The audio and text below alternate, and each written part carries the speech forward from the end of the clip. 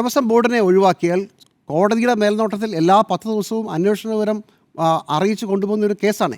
അപ്പോൾ അതുകൊണ്ട് ഒരു കാരണവശാലും ഒഴിവാക്കാൻ പറ്റാത്ത ഒരു ഘട്ടത്തിൽ രണ്ടാമത്തെ FIRൽ അവരെ ഉൾപ്പെടുത്തേണ്ടി വന്നു.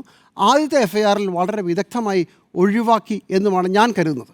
മുഖ്യമന്ത്രി എന്ന് പറഞ്ഞൊരു കാര്യമുണ്ട്, നമുക്ക് അവസാനം വിലങ്ങ് വെച്ച് ആരൊക്കെയാണ് പോകുന്നതെന്ന് നമുക്ക് നോക്കാം എന്ന് മുഖ്യമന്ത്രി പറഞ്ഞിട്ടുണ്ട്. അതിൻ്റെ അർത്ഥം എന്താണെന്ന് എനിക്ക് മനസ്സിലായില്ല. ആരൊക്കെ അവസാനം FIRൽ പ്രതികളായവർ പിന്നീട് പ്രതിയായിക്കണമെന്നൊന്നുമില്ല. ചിലപ്പോൾ കൂടുതൽ പ്രതികൾ വരികയും ചെയ്യാം. ഇനി ഒരു വാദത്തിന് രണ്ടും തിരുവിതാംകൂർ ദേവസ്വം ബോർഡിൻ്റെ മിനിറ്റ്സിൽ രേഖപ്പെടുത്തിയതും ജയശ്രീ എന്ന സെക്രട്ടറി രേഖപ്പെടുത്തിയത് രണ്ടാണെന്ന് തന്നെ കരുതുക. ഒരു കാരണവശാലും ഇയാൾക്ക് ഇത് ഇളക്കിക്കൊണ്ട് സന്നിധാനത്തിന് പുറത്തേക്ക് പോകാൻ അനുവാദമുണ്ടായിരുന്നില്ല, അതല്ല ഞങ്ങൾ ഉദ്ദേശിച്ചത്, അതാണല്ലോ അദ്ദേഹം പറയുന്നത്. എനിക്കറിയില്ല എന്നാണല്ലോ പറയുന്നത്. ശരി, അങ്ങനെയാണെങ്കിൽ 39 ദിവസം ശബരിമലയിലെ ദ്വാരപാലക ശില്പങ്ങൾ തകിടില്ലാതെ, സ്വർണ്ണ നിറമില്ലാതെ, കറുത്ത നിറത്തിൽ 2 ശില്പങ്ങൾ ഇവിടെ നിൽപ്പുണ്ട്. 39 ദിവസം. അതിനിടയ്ക്ക് ഒരു പ്രാവശ്യം നട തുറന്നിട്ടുമുണ്ട്.